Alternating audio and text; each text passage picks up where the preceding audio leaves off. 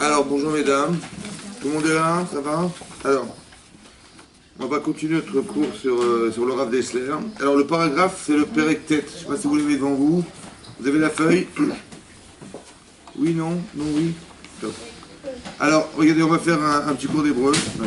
Alors, on va suivre ensemble pour qu'en même temps, vous ayez le texte en face de vous, c'est important.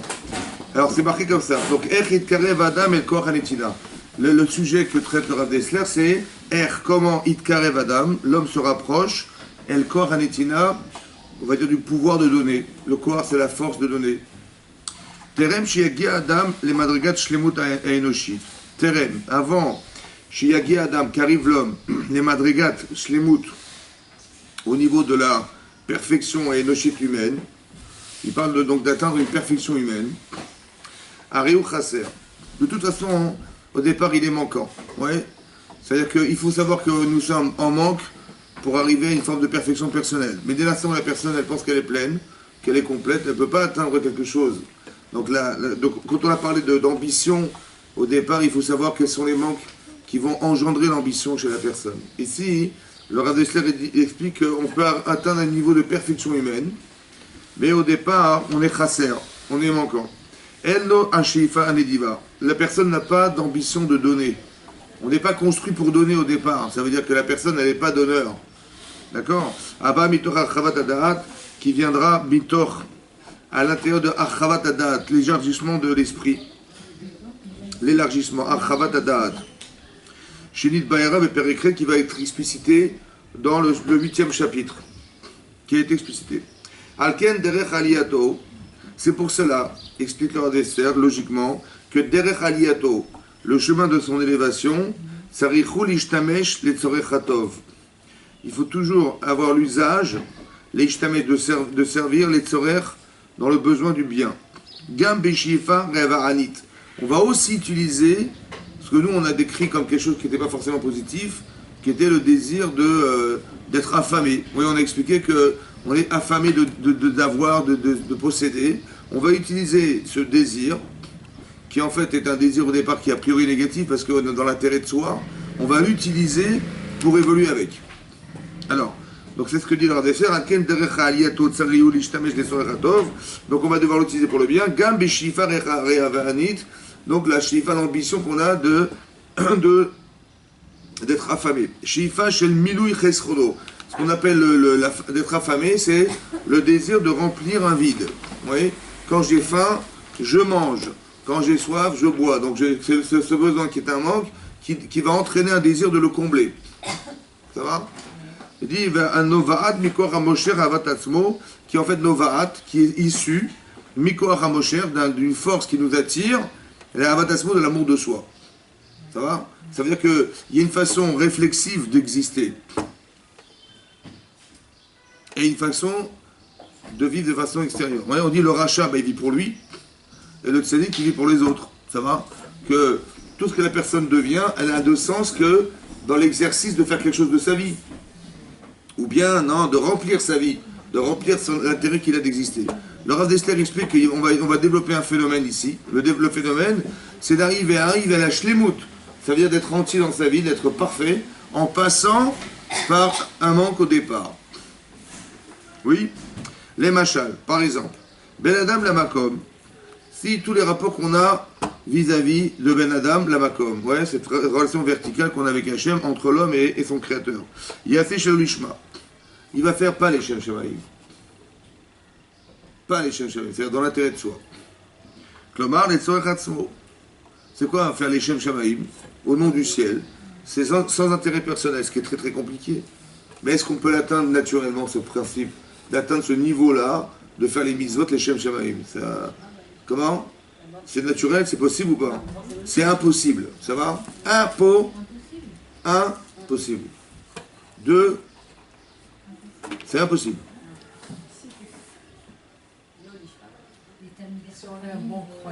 Tout direct, c'est impossible. Il faut passer par une phase, ça va? Donc il explique qu'au départ, il faut le faire dans l'intérêt de soi. Oui? Mitor shel Ishma balishma. C'est ce qu'on explique que Mitor shel Ishma, que puisqu'il ne le fait pas les Shem, c'est-à-dire quoi? Dans l'intérêt de soi.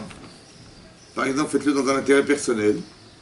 Il y a volé des chemins, il pourra arriver un jour le faire sans intérêt personnel. Ce mécanisme-là est obligatoire.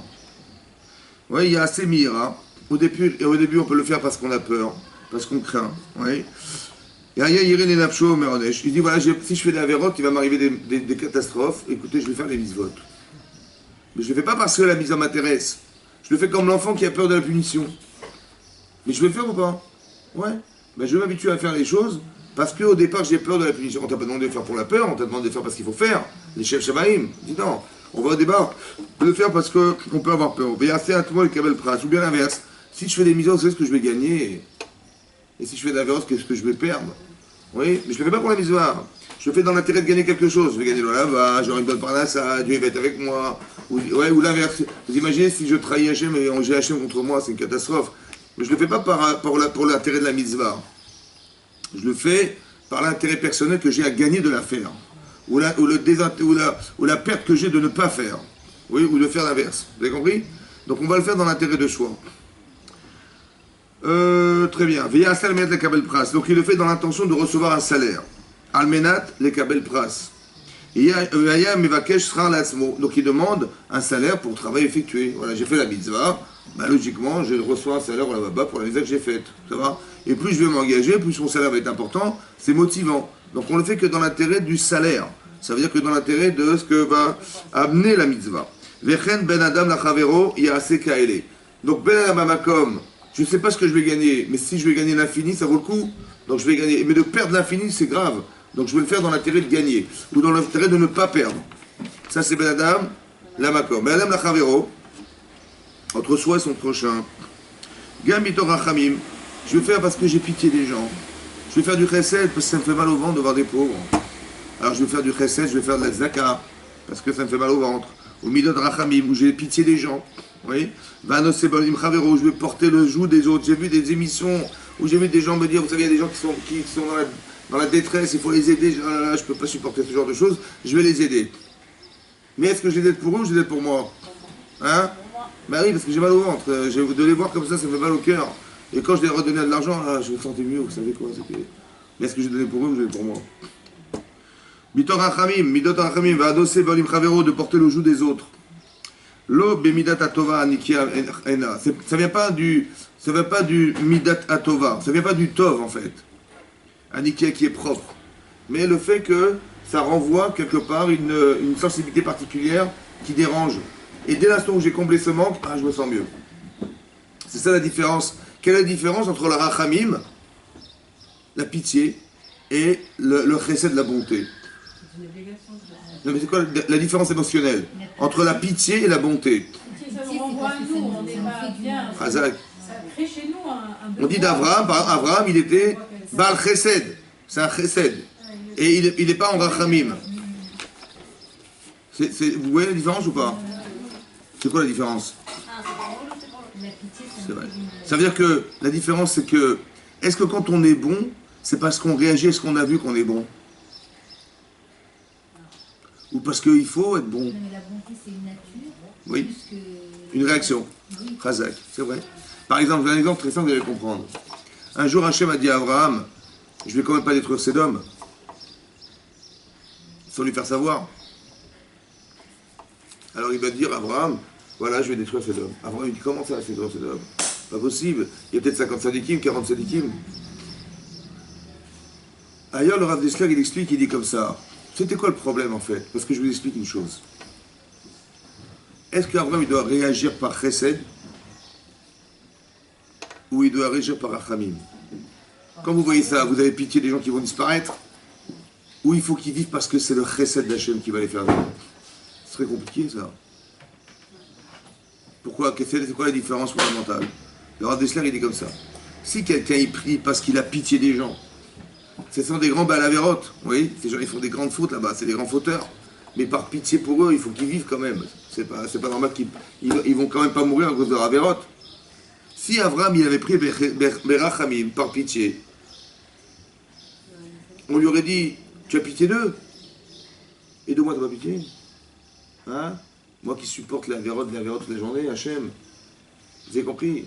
C'est très difficile de prier Berachamim. C'est la raison pour laquelle Abraham, il s'arrêtait à combien quand il a prié? À 10. Il n'a pas descendu en dessous. Pourquoi?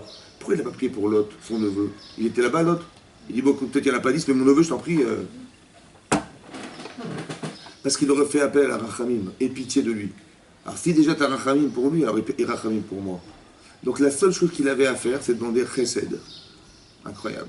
C'est-à-dire que c'est vrai que c'est insupportable, mais par Chesed, au-delà de la limite. Ça veut dire, la différence entre le Chesed et la Rachamim, c'est que la Rachamim, c'est une réaction à la pitié. Ça veut dire à une situation de vie qui fait que je ne peux pas l'avoir comme ça, je ne peux pas l'avoir comme ça, ça me fait tellement mal de les voir, je vais réagir et je vais donner. Ça va? Mais je donne en vérité quelque part en dire. C'est vrai que c'est une mitzvah de donner, mais c'est quelque part à se soulager autre part que de donner. À la différence du chesed, où là, je n'attends pas de voir la souffrance pour organiser des choses. Abraham Avinu, il va faire Eshel Abraham, il va organiser des auberges parce qu'il sait que dans le monde, il y aura sûrement des gens qui auront besoin. Il le fait vers chesed. Vous avez compris? Il n'est pas réactif à une situation de vie qui a fait qu'il a fait. Non, il a fait vers chesed. Ça veut dire que au fond de lui, le bien existe. C'est ce qu'on appelle la shlemut.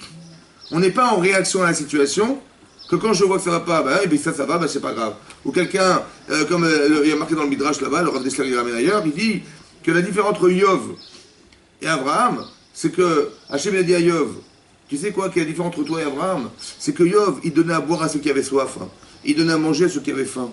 Mais Abraham, il donnait à manger à ceux qui avaient soif. Vous avez compris? Chesed. Ça veut dire que c'est au-delà de la limite de ce que je vois.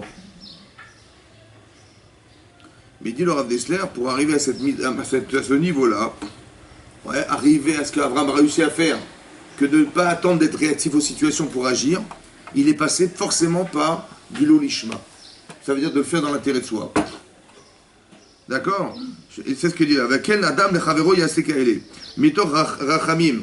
Avec de la pitié au départ. Midat Rachamim Anose Ve'olim Chavero. De porter le joug des autres. Ouais, de se sentir accablé par la souffrance des autres. L'homme Midat Atova Nikia Ena. Ouais, c'est pas la Midat Anikia, la Midat qui est propre, qui est le Chesed.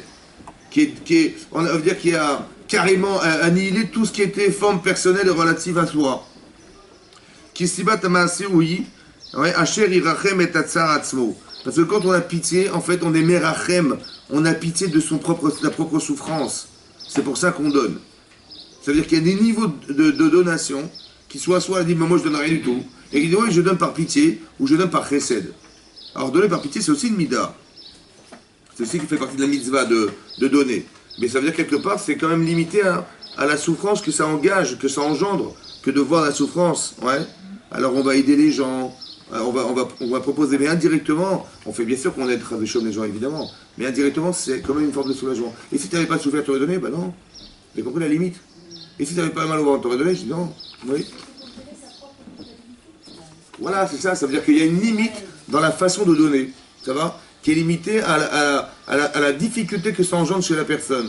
Qu'est-ce que ça engendre comme souffrance personnelle?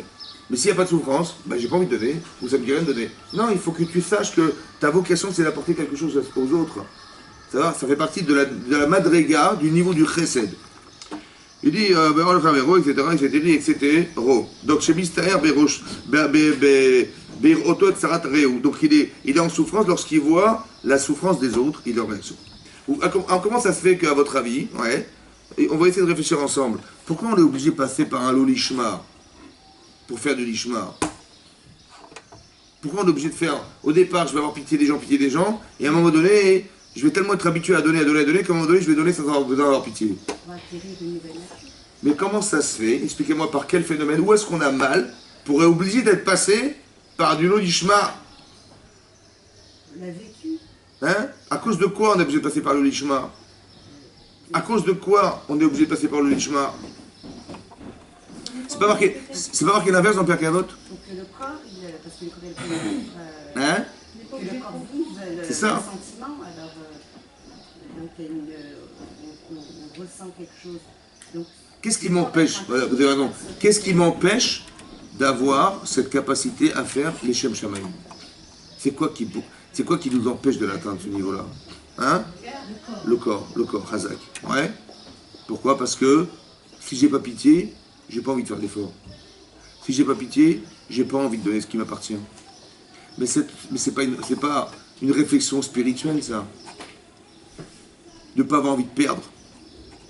Ou d'avoir envie de gagner. C'est pas une relation spirituelle. Parce que la Neshama, il lui manque rien. Et là, qui il manque? Là, c'est le corps. Vous avez compris? Mais comme on a tous un corps, alors pour atteindre la Shlemut, il faut que j'arrive à combler mon corps. Ça veut dire à le rassurer que. Ça veut dire à. Comment vous dire? À lui démontrer, comme si on devait lui prouver qu'on avait eu raison de lui proposer. Alors que lui, c'est l'antithèse. Lui, c'est. Son corps, il ne pense qu'à soi. Tu as compris? On ne peut pas se passer de l'olishma. C'est pour ça qu'il faut bien comprendre ce qui est marqué dans Pirkei Avot. Que Al-Tiuka Avadim, lorsque les Maximes des Pères disent ne soyez pas comme des serviteurs qui servent Hachem dans l'intérêt de recevoir un salaire, mais faites-le dans l'intérêt du maître, ouais, de ce que le maître propose. Est-ce que la démarche elle est logique? C'est exactement l'inverse là. Vous avez compris? Il ne faut pas faire les bisous dans l'intérêt de recevoir un salaire. Faites-le sans intérêt de recevoir un salaire. Oui, ce qui a marqué dans le Maxime des Pères, c'est la démarche a priori ou a posteriori. Hein? Nous, on nous apprend toujours, il faut faire les Shem Shamaim, c'est vrai? Mais est-ce que c'est une démarche a priori ou a posteriori? Ce qui est marqué dans Pirkei Avot. Ouais. On a parlé souvent dans le cours, on a dit comme ça.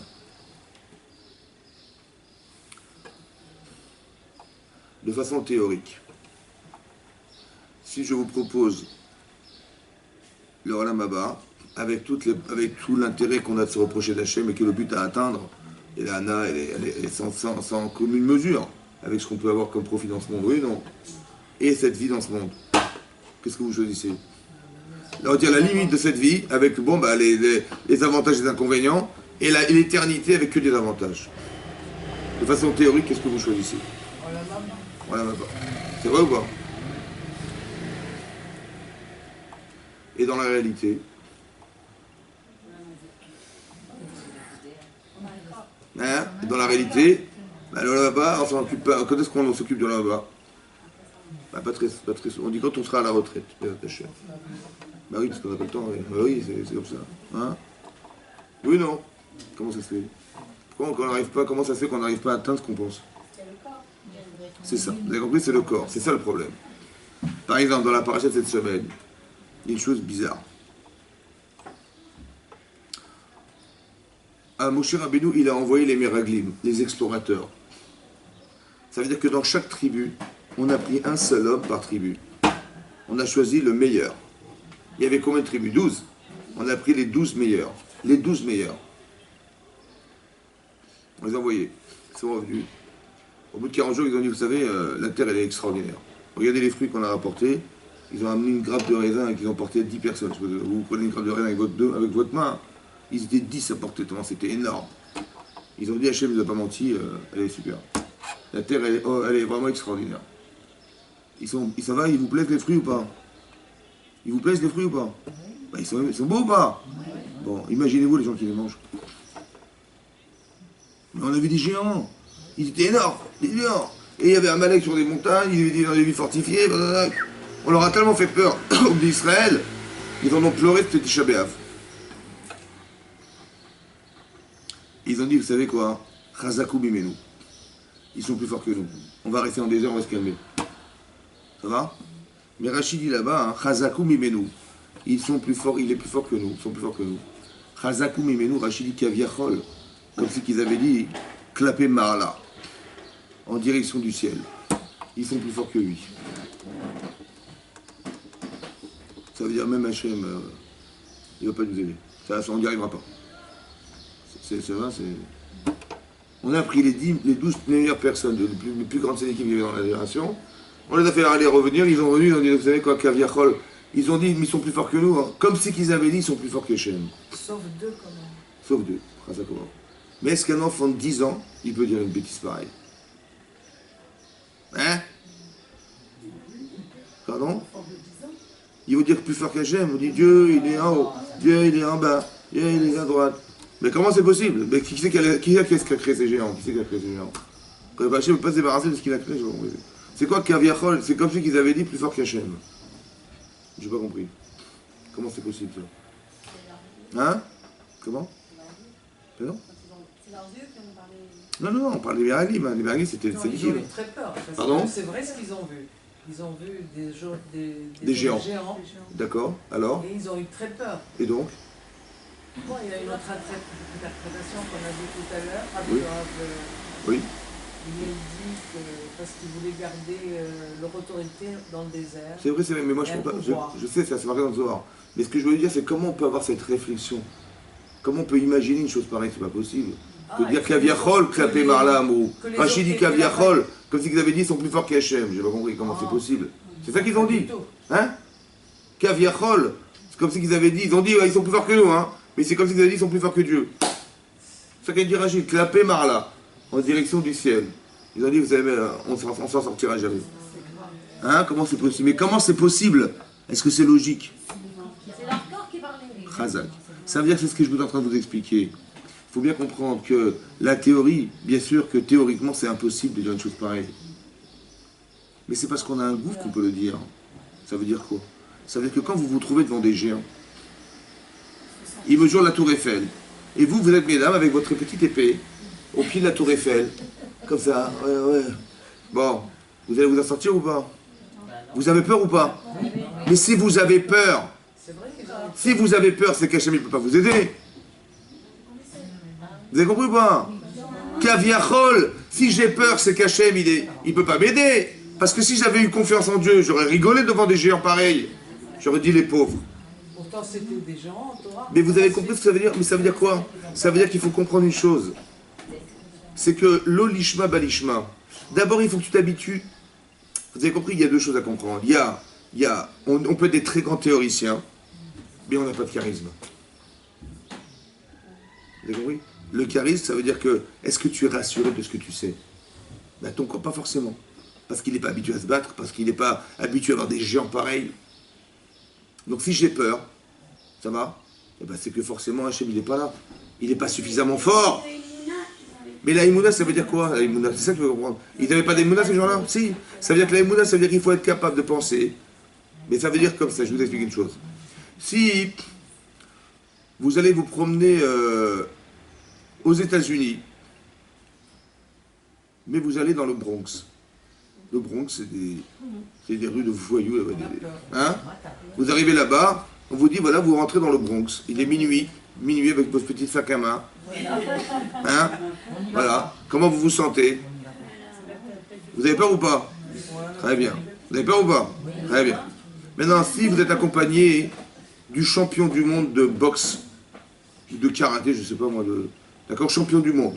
Bon, vous traversez le Bronx, vous voyez des gens là-bas, vous avez peur pour vous, vous avez peur pour eux? Vous avez peur pour vous, vous avez peur pour eux? Ou pour eux? Non, vous êtes accompagné par le champion du monde de boxe. Oui, le champion du monde, je sais pas, de tir au fusil, là. Avec une mitraillette. Vous avez peur pour vous, vous avez peur pour eux? Les pauvres s'ils nous attaquent. Hein? Vous avez peur pour vous, vous avez peur pour eux? Vous avez compris la différence? Quand vous êtes bien accompagné, ben vous avez peur pour eux. Mais si vous êtes mal accompagné, vous êtes seul, vous avez peur pour vous. Donc si j'ai peur, c'est qu'Hachem il est là ou pas? Il est là? Ben non, donc c'est ça qu'ils ont dit. Mais ils sont plus forts que nous, ça veut dire quoi? Ça veut dire que la peur de se confronter à ce que je vois est forcément plus fort que ce que je sais. Parce que sinon j'aurais pas peur. Si j'ai le bon Dieu avec moi dans ma tête, évidemment j'ai peur pour eux, les pauvres. J'aurais jamais dit aux d'Israël, vous savez, voilà comment ils sont armés, voilà comment ils habitent, comment ils sont grands. Je dis, de quoi tu parles, là, de quoi tu parles? Mais on est Hachem avec nous ou pas? Mais ça veut dire qu'on n'est pas assez habitué à penser qu'Hachem existe. Le corps n'est pas assez En venant des personnes comme ça, hein, c'est grave. Ah, comment vous avez rêvé? Ben oui, mais c'est ça qui est marqué dans la Torah, vous avez compris ce qui est marqué là? Ça veut dire que même à ce niveau-là, si ça reste dans le texte, et que c'est pas expérimenté, ça reste dans le texte. C'est ça qui est marqué comme chidouche ici. Ça veut dire qu'on devrait expérimenter la connaissance. On ne devrait jamais avoir peur.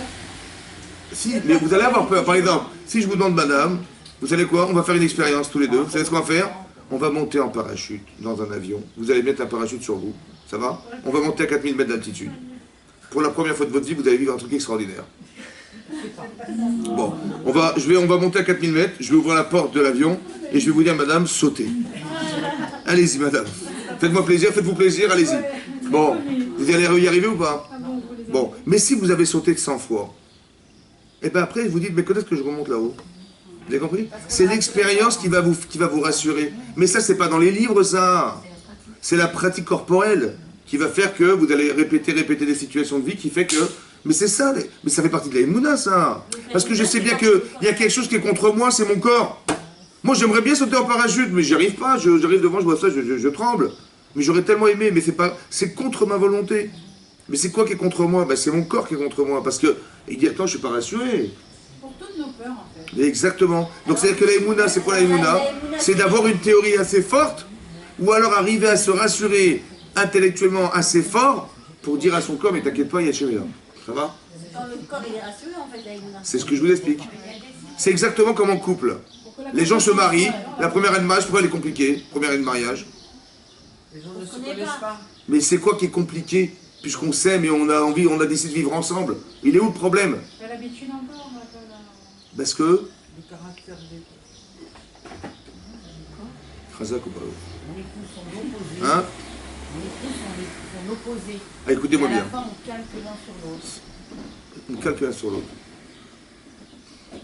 C'est quoi calquer l'un sur l'autre? Attendez, écoutez-moi bien, on va faire vite. Est-ce qu'un homme est une femme? Non. Pourquoi? Parce que... Non, pas la même tête. Non. Parce que... Est-ce qu'on a les mêmes besoins? Est-ce qu'on a les mêmes sentiments? Est-ce qu'on a les mêmes réflexions? Bon. Et votre mari, est-ce qu'il vous ressemble? Ben non, vous êtes une femme. Est-ce que votre femme, et votre mari est une femme? Non plus.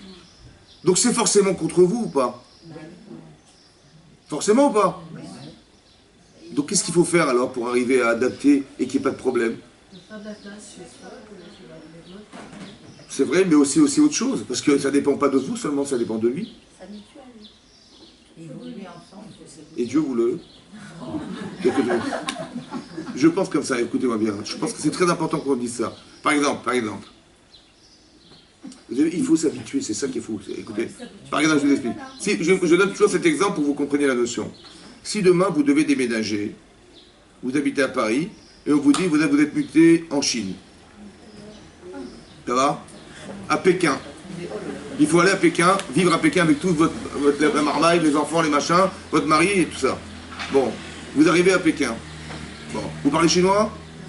Non.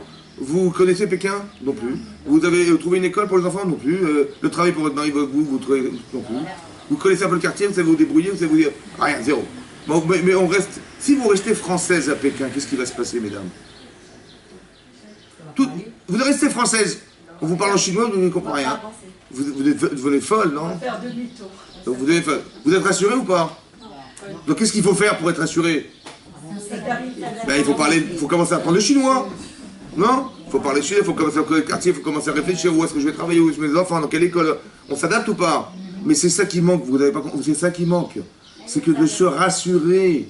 Quand je vous ai dit sauter en parachute, bah, une fois, deux fois, trois fois, après au bout de 100 fois, c'est bon, je suis rassuré. Il faut rassurer son bouffe. Parce que si je reste française en Chine, c'est une catastrophe. Si je reste femme dans mon couple, c'est une catastrophe. J'ai un mari face de moi. Donc il y a un devoir d'adaptation. Autant que lui doit s'adapter au féminin, évidemment. Sinon il va rester masculin, mais vous allez devenir malade avec un type qui est masculin. Vous allez parler un chinois. Il ne parle pas votre langue. Vous avez compris? Le désir d'adaptation est fondamental. Et le problème, c'est que les gens ne s'adaptent pas. Ça veut dire qu'ils n'essaient pas de rassurer son conjoint. Il dit, t'as bien fait de m'épouser parce que voilà ce que tu avais peur. Il faut exactement déterminer ce qui fait peur. Et il faut savoir combler ce qui fait peur. Donc ma femme, elle s'est mariée avec moi, ou je me suis marié avec elle. J'ai dit, bah attendez, on vient de se marier, j'ai peur que qu'elle dépense. J'ai peur de ne pas être un bon mari, ou j'ai peur qu'elle ne soit pas une vraie maman, ou je ne sais pas ce qui se passe. Il y a des choses qui nous trouvent évidemment. Donc il faut les exprimer, il faut se rassurer que ça n'existe pas. Et à ce moment-là, on n'est pas venu dans son couple, évidemment, c'est comme ça que ça marche. Mais c'est ça la première année de mariage. C'est pareil, il faut faire du lolishma pour arriver à du lishma. Parce que mon gouffre, il dit, mais qu'est-ce que j'ai à gagner dans cette histoire? Votre tête, elle est d'accord de faire les bisots des Shem Shamaim, évidemment. Mais est-ce que votre corps, il est d'accord? Est-ce que votre tendance naturelle, c'est de faire les lishma? Mais pas du tout. Qu'est-ce que je gagne là-dedans, moi? Je gagne rien. Alors je dis, oui, tu vas gagner. Ouais, bah, tu vas gagner. Et attention, si tu vas gagner, ou tu risques de perdre. Hein. Tu sais, Hachem, il n'est pas content. Hein. Ah bon? Il est content. C'est un langage enfantin. Mais c'est le langage du corps. Et quand votre corps est rassuré, après on dit, bon, on se débarrasse des bonbons et des je sais pas quoi, on va faire des Shem Shamaim. Mais c'est parce qu'on a un gouffre que c'est comme ça. Les gens qui veulent battre des records, les gens qui veulent monter sur l'Everest, mais qu'est-ce qui les pousse à monter, à risquer leur vie? Parce que le plaisir qu'ils ont eu un jour de mettre un drapeau au sommet d'une montagne, aujourd'hui je suis monté à 2000 mètres, à 3000 mètres, à 4000 mètres, à 5000 mètres. J'ai vu le côté extraordinaire et héroïque de la situation, mais ce plaisir il est énorme. Mais c'est un plaisir qui est goufani. Et après je monte, j'arrive à l'Everest, et tac, j'ai porté mon drapeau, je suis sur l'Everest, le plus haut sommet du monde. Mais ce désir de battre des records, tu veux dire, en vérité c'est spirituel, parce que c'est une ambition extraordinairement spirituelle, mais c'est en vérité aussi corporel. Le plaisir que procure le résultat de ce que j'ai fait. Mais c'est pas les Shem Shamaim, ça. Je veux être le champion du monde de l'alpinisme. Voilà. Alors je vais faire le champion du monde de plongeon de 20 mètres. Alors je vais faire mais c'est qu'un plaisir corporel, vous avez compris? Au début c'est pas rassurant, mais à force de faire ça, on passe par du lolishma pour arriver à du lishma. Parce qu'il faut que j'arrive à saturer et à rassurer mon corps qui va gagner quelque chose. Ça prend toute une vie, ça, non? Pas toute une vie, mais ça prend du temps. Mais il n'y a que ce mécanisme qui fonctionne. On ne fait pas les Shem comme ça du jour au lendemain, c'est extra. Ça prend des années. Hein? Comment? C'est pas seulement la répétition, c'est essayer de comprendre, parce que vous pouvez saturer de refaire. Vous pouvez être dégoûté de faire, hein, mais à la limite. Parce que de répéter les mêmes actes, à la fin, on est à marre. Si je vous demandais de faire à chaque fois, tous les jours, des petits pois, au repas, ouais, vous allez voir que vous en avez des petits pois pendant 6 mois. Allez, on mange des petits pois. Mais j'ai répété. Je pensais qu'en répétant, je vais aimer les petits pois. Mais je vais dégoûter des petits pois. Ça veut dire pourquoi vous faites des petits pois? C'est bon, il y a d'autres choses à faire. Donc on a besoin de changement, mais on a surtout besoin d'une chose. Je pense que c'est pas simplement la répétition, c'est l'ambition, l'intérêt que ça m'amène. De manger des petits pois, j'ai pas à gagner grand chose d'en manger. Mais si je gagne beaucoup d'argent, et de plus en plus d'argent, mais je vais faire des efforts, d'ailleurs, je vais même pas dormir de la nuit pour en gagner plus. C'est surtout l'intérêt que j'ai de faire qui va faire que ça va pas saturer.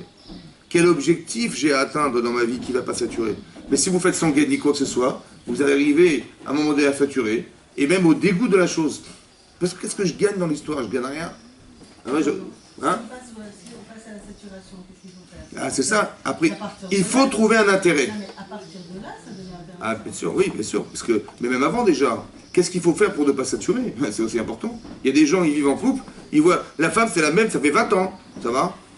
Son mari, ça fait 20 ans, ça peut arriver à des catastrophes, parce que bon, c'est bon, ça va, 20 ans. Mais il faut avoir un objectif d'intérêt dans l'histoire, dans l'intérêt relationnel. Il faut un objectif relationnel qui soit intéressant, sinon les gens saturent. J'ai juste un petit problème avec la pitié. Vous dites que la pitié, c'est un élément qui est... C'est une relation émotionnelle. C'est une relation émotionnelle. On en a quand même besoin. Bien sûr, c'est ce que je vous explique. On passe par ça. Non, Au début, même après, pourquoi à un moment donné, c'est ce qu'il est. Pourquoi enlever la pitié? J'ai pas dit qu'il est... est. J'ai dit comme ça. La pitié, c'est une relation égoïste. On va dire comme ça. Dans un premier temps. Voilà. À un moment donné, je deviens l'adulte. C'est comme mes enfants, je vais leur dire, ben voilà, si vous travaillez bien, vous aurez des récompenses. Ça va? Si vous travaillez bien, vous avez... Bon, combien d'années? Quoi, ils vont avoir 45 ans, je lui dis, voilà, je vais t'offrir un petit paquet de bonbons aussi. Jusqu'à quel âge? À un moment donné, il faut dire, non, je fais parce que j'ai compris. Pas parce que les bonbons. Parce que j'ai compris le sens de la matière, j'ai compris l'intérêt que j'ai de la pratiquer. À un moment donné, c'est ça ou pas? On va dire les bonbons, c'est ce qui est la motivation, c'est la limite qui va me permettre d'accéder à la connaissance. Voilà. Mais à un moment donné, je vais me passer des bonbons un jour ou pas? C'est ça qu'il faut comprendre. C'est ça qu'il faut arriver. Hein? J'ai l'impression que si on enlève cette notion de pitié, on enlève le cœur finalement. Non, non. Parce que le chesed, c'est au-dessus de ça. Mais quand on a passé ce cap, voilà. alors on est chesed. Ça veut dire qu'on n'a pas besoin de voir pour réagir. On sait. Vous avez compris la différence? C'est de savoir. Parce que quand j'ai eu... Vous ne l'avez pas enlevé, vous l'avez dépassé. Vous l'avez dépassé, c'est au-dessus de vous. Un jour, vous étiez une enfant. Si je vous dis que vous êtes une gamine, madame, ça vous vexe ou pas? Vous avez dépassé l'âge d'être un enfant. Donc vous êtes une adulte. L'adulte dit, bah oui, mais j'ai besoin d'être un enfant. Non, ça y est, vous avez passé ce cap de votre vie. Pareil, on est obligé de passer par une étape qui s'appelle la rachamim. C'est avant, bien sûr que c'est avant. Elle s'évapore parce qu'on n'en a plus besoin. C'est ça qui, mais c'est un niveau c'est un niveau de perfection personnelle, le chesed. C'est ça qui explique le Rav Dessler. C'est de la perfection personnelle. C'est comme si j'ai dit à un moment donné, c'est quand toute étape de sa vie, quand on a passé une étape, par exemple, jusqu'à, on va dire, 2 ans et demi, 3 ans, on met des couches, ouais, et un enfant, il va vous dire, maman, je suis plus un bébé, j'ai plus besoin de couches. Il passe à une étape au-dessus. Après, je dis, mais ça peut servir, mais des couches, on ne sait jamais la nuit, peut-être tu vas faire sur toi. Je dis, mais maman, tu rigoles, j'ai honte. Vous avez compris? J'ai plus besoin de passer par ça. J'ai plus besoin d'un rachamim. Au début, j'avais J'étais pas habitué, donc j'ai dit, bah oui, mais et par pitié, tu peux donner. J'ai pas de réflexe de donner. Bah, j'ai dit, peut-être par pitié, oui. Au début, c'est par pitié, mais à un moment donné, ça va passer par du chesed. C'est pas qu'on se débarrasse, c'est que on passe à l'étape au-dessus. Et là, on est plus en réaction. L'étape au-dessus, c'est juste considérer que c'est un devoir. Donc, pas du tout, c'est ça que je dis. Parce qu'un devoir, c'est encore pour soi. mais non, mais un devoir parce qu'on se doit de faire. Mais c'est encore pour soi. Non, chesed, ça veut dire que on vous a rien demandé. C'est pas un devoir, c'est vous qui ressentez. C'est comme si on vous empêchait de respirer. J'ai un devoir de respirer, non. Si vous êtes tellement dans cette capacité à donner, ouais. Un exemple très simple. Hein. On a donné cet exemple. Avraham Avinu, il est en souffrance d'avoir fait la Brit Mila.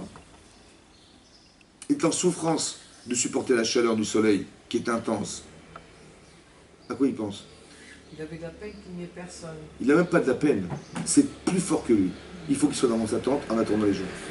Mais si j'ai pitié des autres, mais j'ai déjà pitié de moi. Là. Ben oui, ça veut dire que si déjà j'ai pitié des gens, je dis les pauvres, je dis ben alors mais t'as pas pitié de toi-même? Décroche le téléphone et va t'allonger. Eh ben non, il peut pas. Vous avez compris? Il s'est créé une nouvelle nature, il peut pas se passer de ça. C'est ça le niveau. Vous avez compris? Je dis ben il a Ramim. Mais non, s'il avait le Ramim, il aurait décroché le téléphone. Il n'est pas en pitié.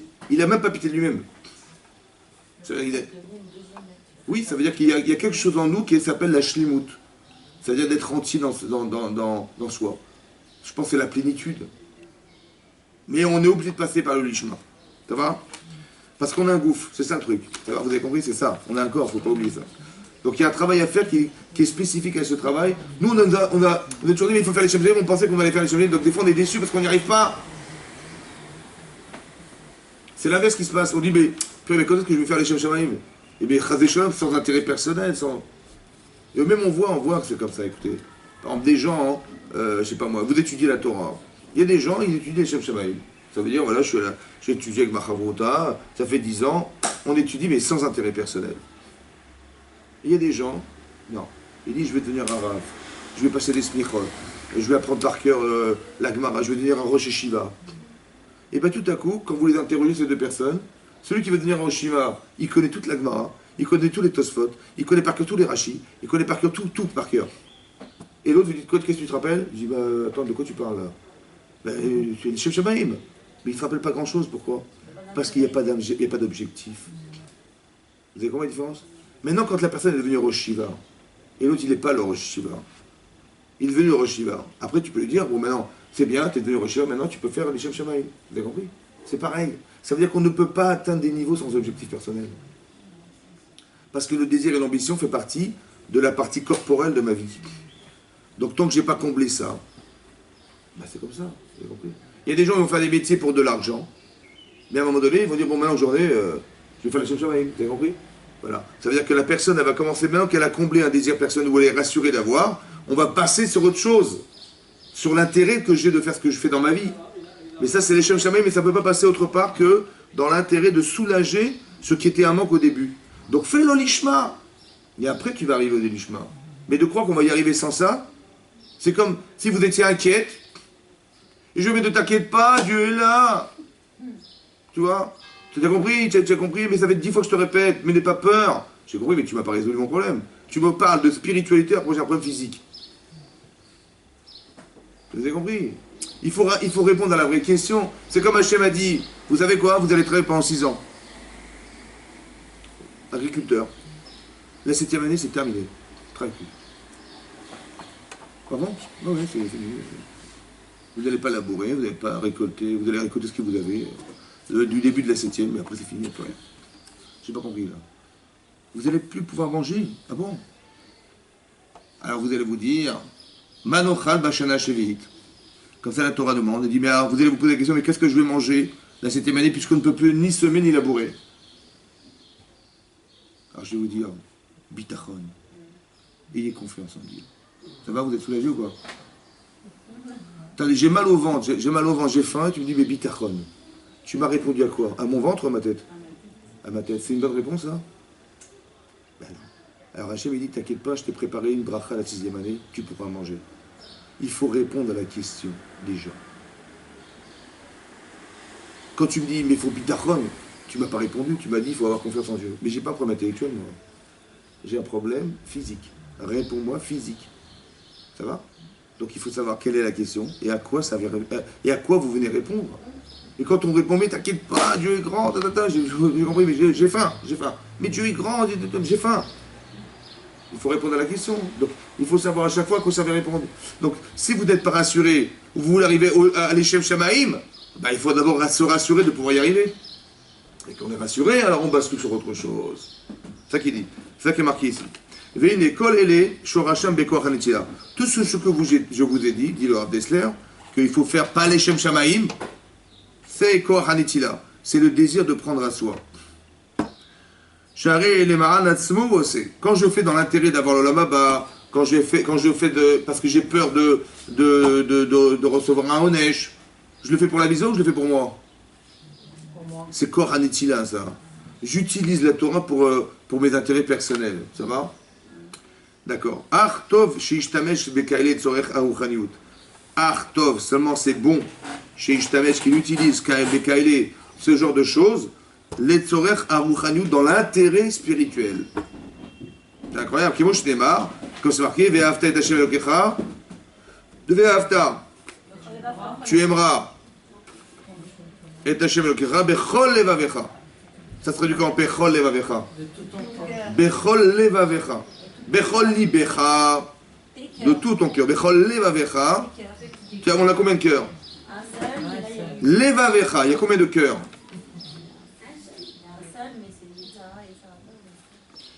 Amrou Chazal, Betzorer, Beshni Yitzerecha. Donc tes deux créatures. Est-ce qu'on n'a pas de. Ici on ne parle pas du cœur physique. On parle du cœur, de la tendance. On a combien de tendances?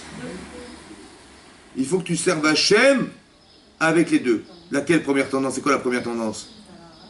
Comment je vais servir Hachem avec mon Yetzerara? Hein? C'est ça qui est marqué ou pas? Tu vas l'aimer Hachem avec ton Yetzerara? J'ai pas compris. Mais lui, il est contre moi, il est contre toi. Comment je vais l'aimer avec? Hein? Comment je vais l'utiliser pour aimer Hachem? C'est ça la question. Je me bats avec ou je l'utilise? Il dit, les ma'an, shishtamesh adam aolé, bemidat yetzro hara, il va utiliser son mauvais penchant, les ma'an, sur qui aliato, dans l'intérêt d'évoluer. Tu sais quoi? Je vais faire ça pour gagner plus dans la maba. Je vais le faire parce que j'ai peur de perdre. Mais ça, c'est Yitzhara, ça, c'est l'intérêt de soi. Je l'utilise pour arriver à monter à la madresse supérieure. C'est ça, d'utiliser le Yitzhara à bon escient. Vous avez du plaisir dans la vie? Ben, c'est soit les plaisirs de soi, pour soi, soit le plaisir de combler les choses. Qu'est-ce que c'est que le Shabbat? Pourquoi on fête Shabbat?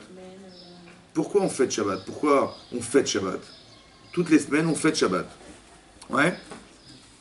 C'est quoi? C'est quoi Shabbat? Non, je ne parle pas d'Anafina. Je parle, pourquoi ça doit se fêter? Par exemple, pourquoi vous fêtez un mariage? Vous fêtez une bar mitzvah, vous fêtez une brit mila, vous fêtez un anniversaire, pourquoi ça se fête? Hein? Chazak, c'est l'aboutissement de quelque chose. C'est quoi le Shabbat? C'est l'aboutissement de quoi le Shabbat? Chazak. Donc il y a une théorie, on va dire qu'il y a une raison théorique qui s'appelle la finalité de la création du monde. Vous êtes contente que vous êtes existé dans le monde? Ça se fête ça ou pas? Comment ça se fête? Est-ce que vous avez le devoir de mettre une belle table et un beau repas? Et vous avez bien vous habiller, bien vous maquiller, etc., bien vous parfumer? Bon. Mais ça c'est ça le monde futur, ça. Shabbat Meren dans la Baba. C'est à l'image du monde futur. Est-ce que dans le monde futur il y a des tables? Il y a des assiettes, il y a des couverts, il y a des manges et des... Est-ce qu'il y a la pkaïla? Il y a la vanne, Pourquoi vous êtes obligé? Moi j'aurais pensé quoi? Vous savez quoi? On va faire les Shem Shamaïm. On va pas arrêter de faire du Teilim toute la journée. Bon, mais comme le monde futur, on va étudier la Torah, on va pas quitter la synagogue, on va dormir à la synagogue. Voilà, on va dormir ici. Mais c'est ça l'Olam Haba, non? C'est ça la finalité ou pas? Mais au Olam Haba, on n'a pas de corps, on a un corps. Oh, ça veut dire que pourquoi vous devez manger? Pourquoi vous vous faites belle? Pourquoi vous faites le meilleur repas? Pourquoi? Pour donner à manger au corps. Ça veut dire quoi? Ça veut dire, oui. Est-ce que votre corps il comprend que vous fêtez la création du monde. Si vous dites à votre chien, tu sais, on va fêter Shabbat. Ah oui. On va faire, c'est la création du monde. Il va faire, il comprend quelque chose ou pas? Mais si vous lui dites Shabbat et vous lui envoyez des croquettes. Et vous dites, dès que vous dites Shabbat, il pense aux croquettes, lui. Tout de suite, c'est comme ça. Shabbat, croquettes. Les croquettes, Shabbat, c'est les croquettes. Canigou, tout de suite. Mais c'est ça qu'on a réussi à faire, vous avez compris? Ça veut dire qu'on a créé un lien spirituel avec le gouffre. Quand vous voyez que vous êtes bien habillé, etc., votre corps, il sait que c'est Shabbat. Vous avez créé un lien ou pas? Mais c'est pas du lishma, ça. Il fallait pas passer Chas v'Sholom par la dafina. C'est quoi cette histoire de fou, là? Mais c'est normal, puisqu'on a un gouffre. Faut pas oublier que vous avez un corps. Hein? Mais non, mais c'est rassurer votre corps que de savoir que vous avez créé un lien corporel avec de la spiritualité. Vous avez utilisé la nourriture, vous faire plaisir dans l'intérêt de basculer sur l'infini. Mais c'est ça d'utiliser Yetzirah. Beshni Yetzirecha. C'est rassurant de savoir que... Ben c'est ça la Vodat Hashem. Nous on croit qu'on doit se débarrasser du Yetzirah, c'est vrai ou pas? Vous dites qu'il y a un combat, mais en vérité vous l'avez en vous le Yetzirah ou pas? Donc vous vivez à moitié ou vous vivez entièrement? Parce que je me débarrasse du Yetzer, donc je vis qu'avec mon Yetzeratov. Mais je ne suis pas entière, et je suis même frustré parce que des fois c'est dur. C'est passé de... On t'a pas demandé de te débarrasser du Yetzera, on t'a demandé d'utiliser. L'état à vote, c'est interdit ou c'est permis? L'état à vote, c'est permis ou c'est interdit? La tava, les plaisirs. C'est permis quand c'est Pour les bonnes choses. Azak, on t'a pas dit que c'est interdit, on t'a dit d'utiliser, d'orienter la tava. Mets-le dans tes misvot, mets-le dans ta nourriture, mets-le pour fêter ton Shabbat. C'est ça, l'Yetzirah? C'est ça, c'est l'usage qu'on en a. Mais, attendez, qu'est-ce qui nous pose problème? Par exemple, il faut aimer. Il faut aimer. Donc l'amour existe. Le problème, c'est que des fois, c'est restreint sur son mari, sa femme, et des fois, on a l'esprit un peu large. Ça va? Il y a d'autres femmes dans la vie. Vous avez compris, voilà. Il y a d'autres hommes dans la vie, c'est comme ça. Donc on a élargi la notion d'amour. Mais elle est vraie ou elle est fausse? Elle est fausse. Mais au départ, il faut aimer, évidemment, mais on t'a pas dit restreint. Vous avez compris ça? C'est qu'il y a du Yetzirah, mais on n'a pas dit que les Yetzirah c'est mauvais. La preuve, c'est que les Khamim, ils ont voulu annuler la Vodazara et l'adultère et tout ça. Le Yetzirah d'adultère, ils ont vu que même les poules ne pondaient pas des œufs. C'est vrai que c'est vital. Ça veut dire qu'on a besoin d'aimer, mais il faut savoir mettre des limites, savoir orienter la pensée, ça va, le désir. On n'a pas dit qu'il ne faut pas l'utiliser. On a dit qu'il faut. Il y a des gens qui ont tellement de traumatisme, ils n'arrivent pas à avoir des enfants. Parce que Chazé Shalom, ils n'arrivent pas à revoir des enfants parce que dans leur tête, c'était interdit depuis le départ. Donc ils ont traumatisé cette notion-là chez eux. Donc ils n'arrivent plus à avoir des enfants, ils n'arrivent même pas à se marier. Ça veut dire que vous avez compris ce problème? Parce que c'est mal compris. Le plaisir, c'est la limite qui est assoura. C'est pas la chose qui est assoura. Est-ce que la jalousie c'est grave ou c'est interdit ou c'est pas interdit? La jalousie, c'est interdit ou pas? Hein? Non, oui ou non? Non, c'est pas interdit si on est jaloux d'un Traham, par exemple. Voilà. Ou bien Rachel était jalouse de sa sœur? C'est marqué dans la Torah? C'est marqué dans la Torah, elle était jalouse. Mais jalouse de quoi? Elle dit, mais ma sœur, elle était jalouse. C'est marqué dans la Torah texto, c'est marqué qu'elle a jalousé sa sœur. C'est quoi jalouser sa sœur? Rachel, elle a jalousé Léa en disant, si ma sœur, elle a des enfants et j'en ai pas, elle est sûrement plus de celle de quelques mois, j'aspire à devenir, je suis jalouse d'elle. Mais donc la jalousie, c'est permis ou pas? Oui. Mais oui, donc c'est quoi qui est assourd? Il faut savoir définir. Le mensonge, c'est permis ou c'est interdit? Bien sûr, c'est interdit, mais ça dépend. Des fois, de dire la vérité, c'est grave. Pour le shalom, c'est... Etc. Vous avez compris ou pas? Mais c'est des fois... Ça dépend. Le mensonge, c'est quoi? Par exemple, comment elle s'appelle? Myriam. Elle a fait du lachonara sur son frère. Pourquoi c'était grave? Pour le bien du couple. Mais au début, elle a pensé bien faire ou pas? Oui. Eh bien, elle pensait bien faire, elle a fait une erreur. La limite, Elle a pensé bien faire. Oui. Mais pourquoi elle a pensé bien faire? Alors, je vais vous expliquer une chose. Peut-être, hein, ça reste entre nous. Hein. Quand elle a su par Tzipora que son mari l'avait quitté, parce que monsieur, il est prophète.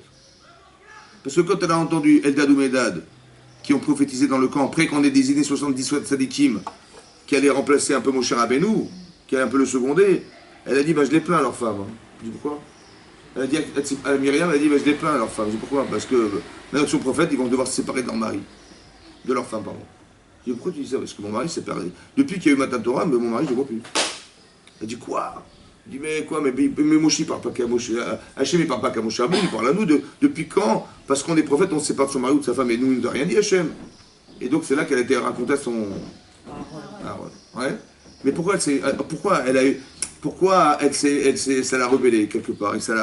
Peut-être parce que la personne qui s'était séparée de sa femme un jour, c'est qui? Son père. Ouais, vous vous rappelez quand Paro il a décrété que les garçons allaient devoir disparaître? Chazak ou Baruch.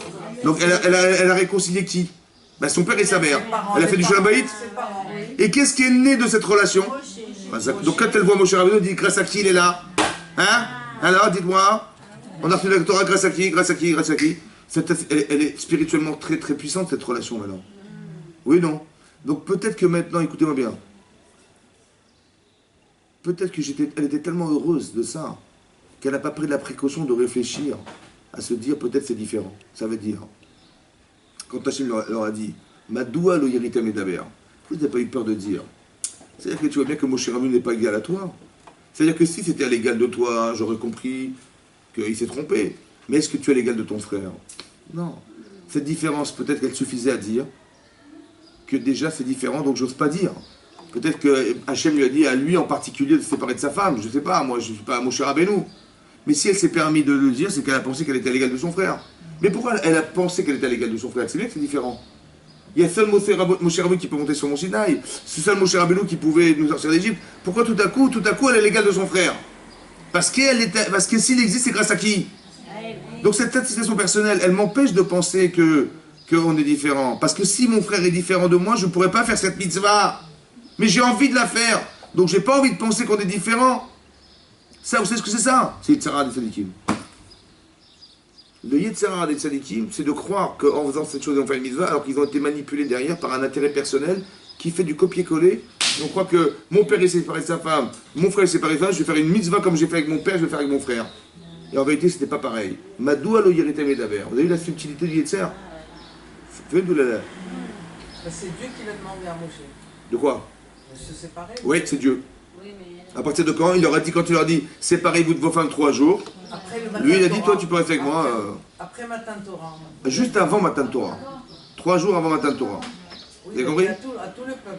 À tout le peuple. Et après 3 jours, ils retournaient dans leur tente. Mais lui, il a dit, toi, tu restes avec moi. Voilà. C'est à ce moment-là qu'il a dit. Mais non, et donc elle a mal vécu Sipora.